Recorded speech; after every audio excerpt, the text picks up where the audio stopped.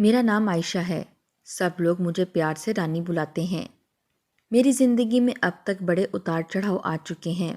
میں چھوٹی سی تھی جب سے میں نے اپنی ماں کو سارا دن نوکرانیوں کی طرح کام کرتے دیکھا، اور جب وہ سونے کے لیے لیٹتیں اس کا بدن ٹوٹ رہا ہوتا تھا۔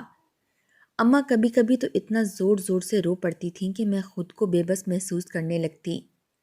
میں نے اپنے پورے بچپن میں ماں یا باپ کا پیار نہیں دیکھا تھا، بلکہ سارا بچپن محرومیوں میں کاٹا تھا۔ میں اگر یہ کہوں کہ کسی کو ہماری پرورش کرنے کا موقع ہی نہیں ملا تھا تو یہ بھی غلط نہیں ہوگا۔ اماں کو پھوپھیاں اور دادی کبھی بھی ایک لمحہ فرصت کا نہیں دیتی تھیں، اور جب بھی کبھی وہ اماں کو دن میں کہیں بیٹھا دیکھ لیتیں تو فوراً سے کوئی نہ کوئی کام پکڑا دیتی تھیں۔ ابا جب بھی گھر آتے تھے اتنے تھکے ہوتے تھے کہ فوراً کھانا کھا کر سو جاتے۔ جس دن ابا گھر جلدی آ جاتے تھے اس دن دادی کی طبیعت خراب ہو جاتی تھی۔ ایسی طبیعت خراب ہوتی تھی کہ وہ بس ابا سے اپنی ٹانگیں دبواتی رہتی تھیں، کوئی بھی دوائی نہ لیتیں، یہاں تک کہ کسی بھی ڈاکٹر کے پاس بھی نہیں جاتی تھیں۔ ابا انہیں دباتے رہتے اور تب جا کر وہ ٹھیک ہوتیں۔ جب ابا نیند کی شدت سے جھولنے لگتے تھے، اس وجہ سے اماں اور ابا ایک ہی گھر میں دو اجنبیوں کی طرح رہتے تھے۔ ابا تو اکثر صحن میں یا چھت پر سوتے تھے۔ صبح اٹھتے تو اماں نے ناشتہ بنا کر رکھا ہوتا اور دوپہر کا کھانا ساتھ ہی باندھ دیتیں۔ رات کو آتے تو تب بھی ہم میں سے کوئی ابا کو کھانا دے دیتا یا پھر اکثر کوئی نہ کوئی پھوپھی انہیں کھانا دے دیتی تھیں، اور اس ماحول میں کئی کئی دن اماں ابا کے سر کے سائے کو دیکھتی بھی نہ تھیں۔ ہم لوگوں کو پڑھانا تو دور، کسی کو ہمارے نام تک ٹھیک سے رکھنے کا بھی ہوش نہیں تھا۔ کوئی مجھے مانو کہتا تو کوئی رانی کہتا۔ اکلوتی اماں تھیں جو مجھے میرے پورے نام سے عائشہ کہہ کر بلاتی تھیں، اور سچ کہوں تو صرف اسی وجہ سے مجھے بھی اپنا نام یاد تھا، ورنہ میں تو کب کا اپنا نام بھول چکی ہوتی۔ اماں کی ہی چھوٹی چھوٹی باتیں تھیں جن کی وجہ سے کبھی کبھی مجھے محسوس ہوتا تھا کہ وہ ہم سے پیار تو بہت کرتی ہیں اور ہمیں پڑھانا لکھانا بھی چاہتی ہیں اور بہترین پرورش کرنے کا خواب بھی دیکھتی ہیں، لیکن ان حالات اور ایسے ماحول کی وجہ سے یہ سب نہیں کر پاتیں، یا شاید انہیں موقع ہی نہیں ملا۔ سوچتی تھی کہ اگر ہمارے اماں ابا ایسے نہ ہوتے اور اماں کو ہماری تربیت کا پورا موقع ملتا تو وہ ہمارے لیے کتنا اچھا کرتیں۔ اماں خود میٹرک پاس تھیں۔ اس وقت میٹرک پاس کی بھی بڑی اہمیت تھی۔ ہمارے پورے خاندان میں کوئی بھی اس روانی سے اردو نہیں بول سکتا تھا جس طرح اماں بولتی تھیں۔ باقی سب تو ایسی زبان بولتے تھے کہ لگتا تھا کہ سارا خاندان ہی ان پڑھ جاہلوں کا ہے، اور اس بات کا اندازہ مجھے اس دن ہوا جب ہمارے گھر پولیو کے قطرے پلانے والی آئی تھیں۔ تب دادی اور پھپھو تو ان لوگوں سے لڑ ہی پڑی تھیں کہ تم لوگ ان قطروں سے ہمارے بچوں میں نقص پیدا کر دو گے۔ ان عورتوں نے کافی کوشش کی لیکن دادی کی سمجھ میں کچھ نہیں آ رہا تھا۔ ہمارا علاقہ اس وقت ایک گاؤں ہی تھا جہاں یہ سب اتنا عام نہیں تھا، اس لیے تب وہاں یہ افواہ پھیل گئی تھی کہ جو بھی بچے یہ قطرے پی رہے ہیں ان میں بیماریاں جنم لیں گی، اور جس کی وجہ سے وہ آگے کی نسل بڑھانے کے لائق نہیں رہیں گے۔ اس لیے سب لوگ جھجک رہے تھے، لیکن میں حیران تب ہوئی جب اماں نے ان عورتوں سے ان کی ہی زبان میں اچھے سے بات کی اور پھر ہمیں قطرے بھی پلائے تھے۔ اس دن مجھے پہلی دفعہ پتہ لگا کہ اماں تو پڑھی لکھی تھیں۔ اب میں سوچتی ہوں کہ اگر وہ اتنا پڑھی لکھی تھیں تو ان جاہلوں میں کیسے آ بسیں، یا شاید میرے نانا نانی کو کوئی سمجھ نہیں تھی جو اپنی اتنی سگڑ بیٹی ایسے لوگوں میں دے دی تھی، اور مجھے اکثر حسرت سی ہوتی تھی کہ کاش اماں کی شادی یہاں نہ ہوئی ہوتی تو آج ہم سب بہن بھائیوں اور خاص کر خود اماں کی زندگی جانوروں کی طرح نہ ہوتی۔ اور ہاں، اس دن جب وہ لوگ قطرے پلا کر گئے تھے تو تب دادی اور پھوپھی نے مل کر اماں کو اتنا مارا تھا کہ ان کی ناک سے خون نکل آیا تھا۔ سارا دن گھر کے کام کرنے کے بعد جب اماں رات کو چارپائی پر لیٹی، اس رات ہمیں لگا کہ شاید آج اماں نہیں بچے گی۔ اب میں سوچتی ہوں تو روح تک کام چاہتی ہے۔ اس وقت ہمیں بیماری سے بچانے کے لیے ہماری ماں نے خود کا درد مول لیا تھا۔ دادی سارا دن اماں سے کام کرواتی تھیں اور پھر رات کو اکثر اماں کو اپنے ساتھ سلاتی تھیں۔ میں اکثر سوچتی تھی کہ شاید میری اماں کوئی پتھر ہے یا ریبوٹ جو وہ بنا کسی احساس اور جذبات کے ایسی زندگی گزار رہی ہیں۔ لیکن جیسے جیسے میں بڑی ہوتی گئی مجھے سب سمجھ آ رہا تھا۔ اماں نے ہمیں اسکول ڈال دیا تھا اور پھر جب ہمارا پہلا نتیجہ آیا تو گھر کے سارے بچوں میں ہم سب بہن بھائیوں نے نمایاں نمبر حاصل کیے تھے، اور ماں کے چہرے کی لالی تو اس دن کچھ اور ہی تھی، جبکہ باقی سب کا چہرہ اترا ہوا تھا۔ میری پھپھو کے سارے بچے فیل ہو گئے تھے اور سب لوگ اسی اداسی میں تھے، لیکن اماں کی خوشی اس دن چھپائی نہیں چھپتی تھی۔ تب شاید جذبات حاوی ہو گئے تھے یا پھر نہ جانے کیا تھا کہ اماں نے ابا کے آتے ہی ان کے آگے ہمارے رزلٹ کارڈ رکھ دیے۔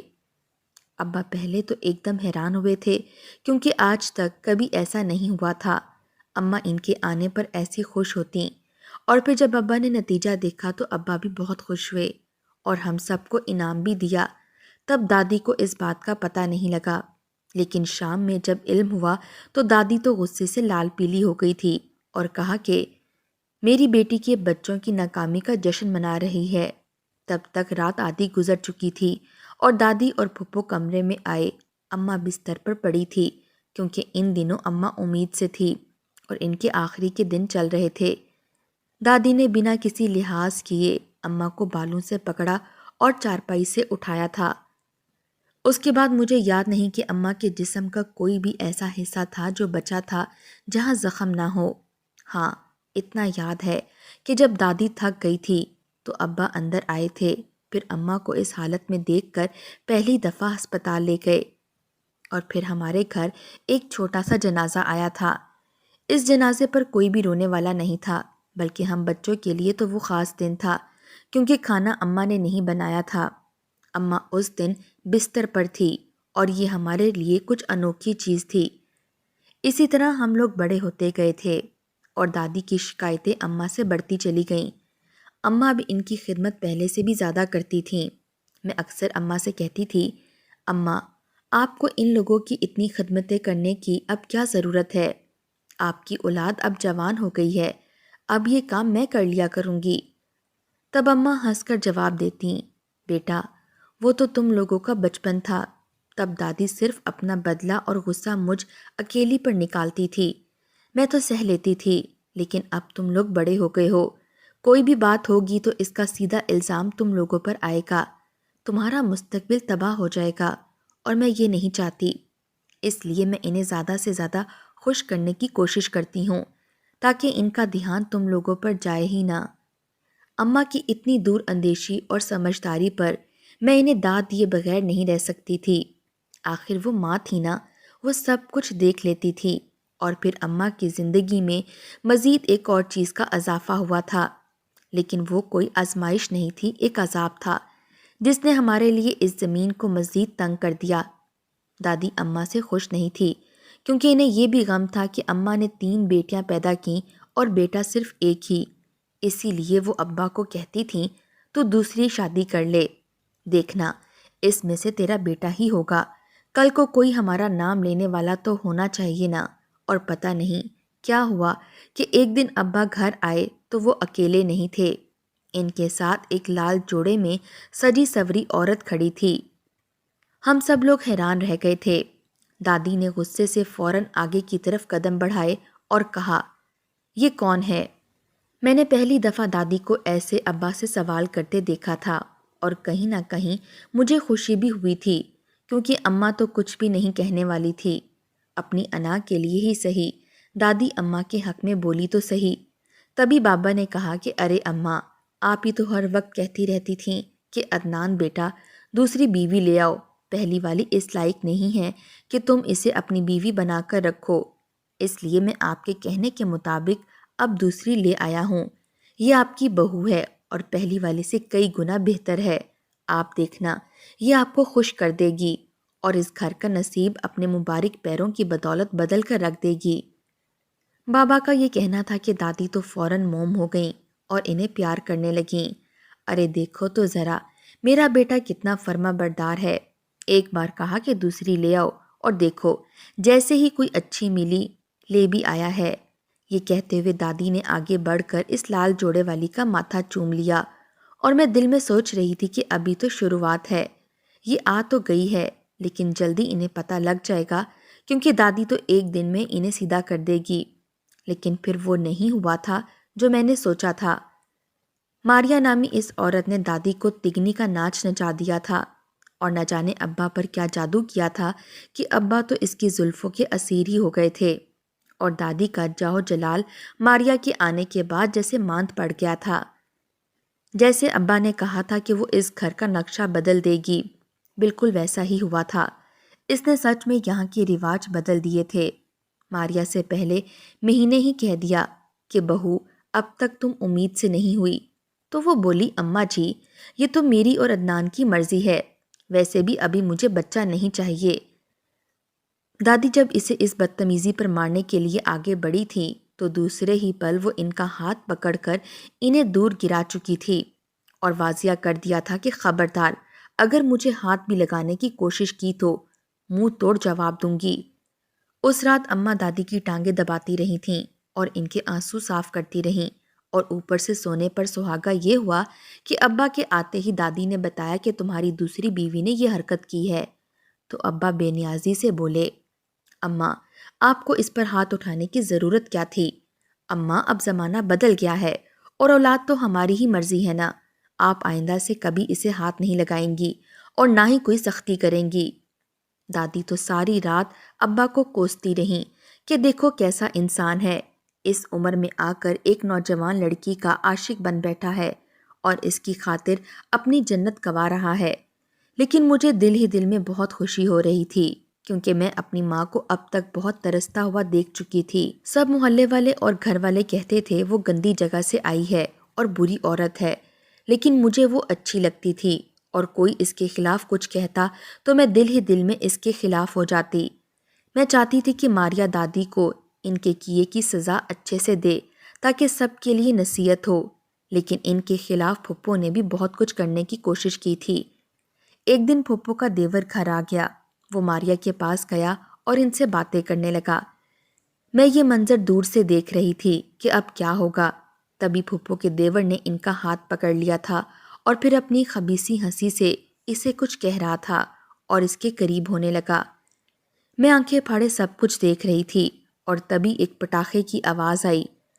ماریا نے پاس پڑی اینٹ اٹھا کر اسے دے ماری تھی۔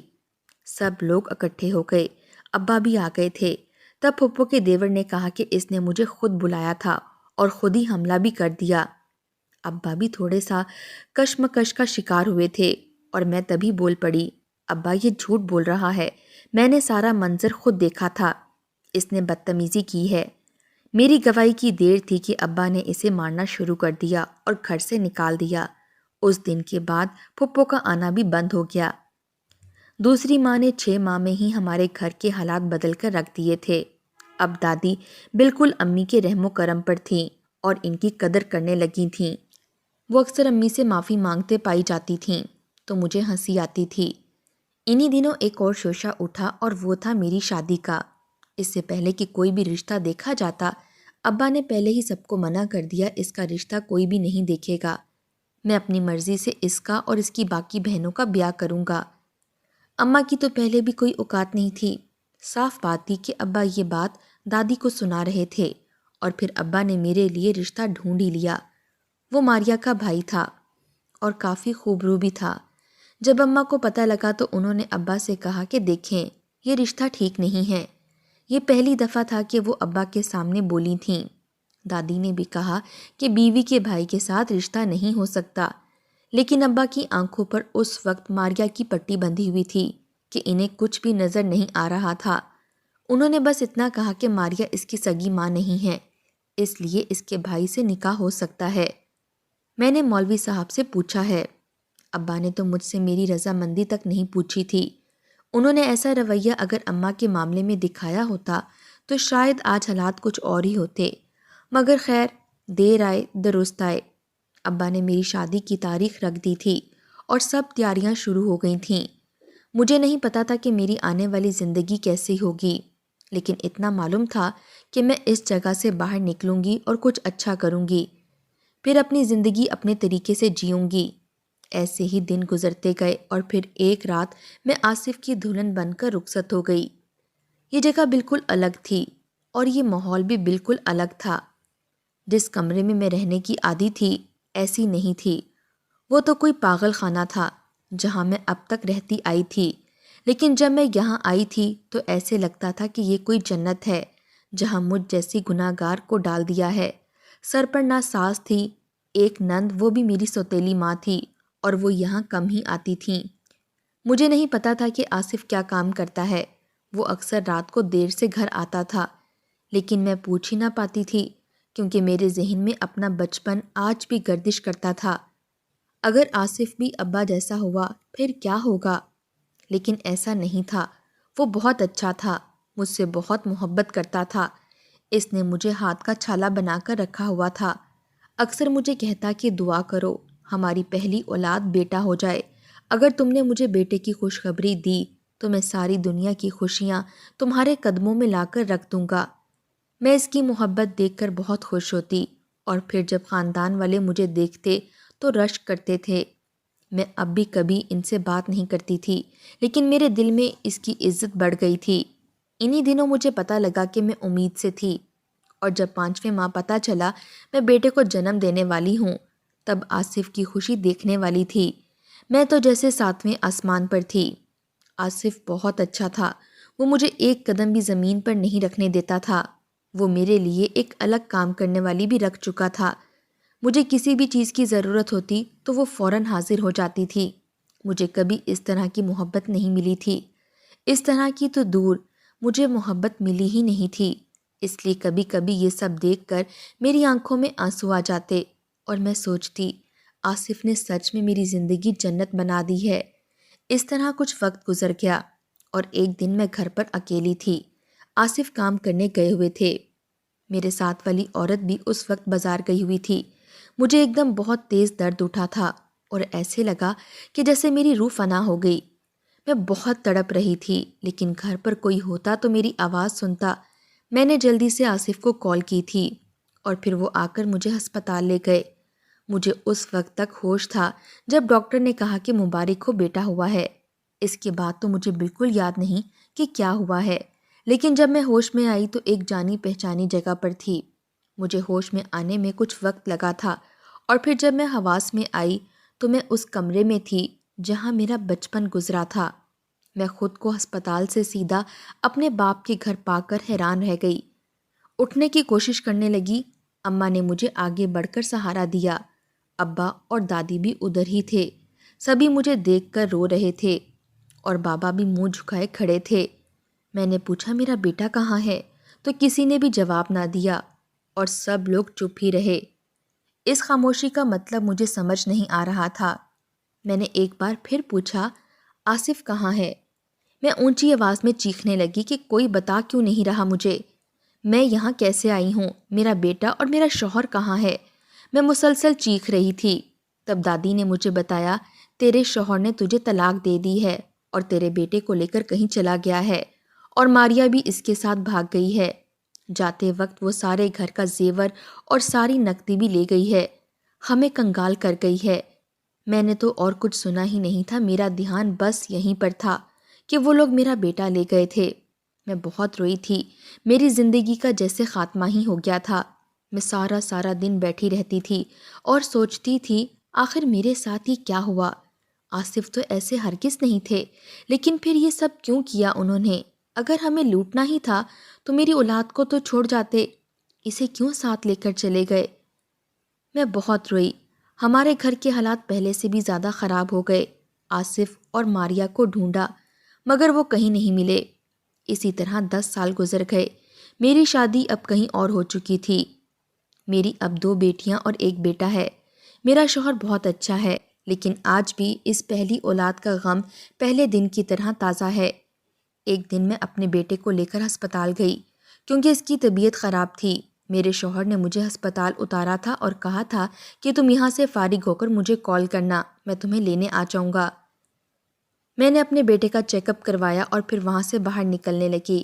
تب میری نظر ایک بستر پر پڑی تھی جہاں ایک فالج زدہ مریض پڑا تھا اور پاس ایک عورت کھڑی رو رہی تھی۔ میں نے نرس سے پوچھا کہ یہ لوگ کیوں رو رہے ہیں، تو اس نے بتایا کہ یہ عورت کینسر کی مریضہ ہے اور اس کا بھائی جو فالج کا مریض ہے، انہیں ہسپتال والے نکال رہے ہیں کیونکہ ان کے پاس علاج کے لیے پیسے نہیں ہیں اور مفت علاج اب مزید ممکن نہیں ہے۔ میں نے انہیں دیکھا اور ان کے قریب دلاسا دینے کے لیے گئی تو میں حیران رہ گئی کیونکہ وہ کوئی اور نہیں، وہ تو ماریا اور آصف تھے۔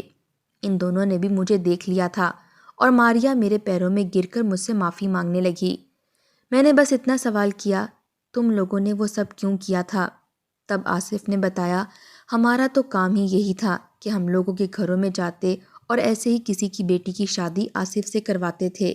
پھر جب پہلی اولاد ہو جاتی تو ہم دونوں ان سے رشتہ ختم کر دیتے اور بچے کو لے کر غائب ہو جاتے، اور پھر وہ بچہ بیچ کر لاکھوں کما لیتے تھے اور میں سارا زیور اور نقدی چرا لیتی تھی۔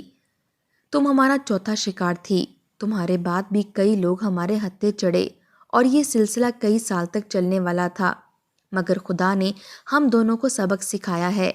2 سال پہلے آصف کے ساتھ ایک حادثہ ہوا تھا، اس نے اپنی دونوں ٹانگیں کھو دیں۔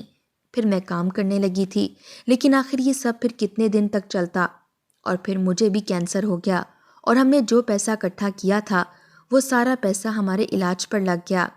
اب ہم لوگوں کی منتیں کرتے ہیں کہ ہمارا علاج کروا دو۔ وہ اپنی بات سنا رہی تھی اور رو بھی رہی تھی۔ میں ابھی اس کی بات سن ہی رہی تھی کہ میرے شوہر کا فون آ گیا کہ باہر آ جاؤ، میں انتظار کر رہا ہوں۔ میں ماریا کی اگلی بات سنے بغیر باہر نکل گئی کیونکہ میں اسے کہتی بھی تو کیا کہتی، اسے خود نہیں معلوم تھا کہ میرا بیٹا اب کہاں ہے اور تب انہوں نے اسے کیسے بیچا تھا۔ گاڑی میں بیٹھتے ہی میں نے اپنے شوہر سے کہا کہ 2 مریض ہیں جن کے پاس علاج کے پیسے نہیں ہیں، آپ ان کے علاج کے لیے رقم دے دیں، یہ رقم ہماری اولاد کا صدقہ ہوگی۔ انہوں نے حامی بھر لی اور آج بھی وہ ان کے علاج کے پیسے دے رہے ہیں۔ نہ جانے کیوں لوگ پیسوں کی خاطر اتنے اندھے ہو جاتے ہیں کہ اپنی اولاد تک کو بیچ دیتے ہیں۔ میرا دل اپنی پہلی اولاد کے لیے تڑپتا ہے۔ آپ کو کیا لگتا ہے، کیا میں نے ان کی مدد کر کے ٹھیک کیا، یا پھر جو سزا اللہ نے ان کے لیے تجویز کی تھی انہیں اسی حال پر چھوڑ دینا چاہیے تھا؟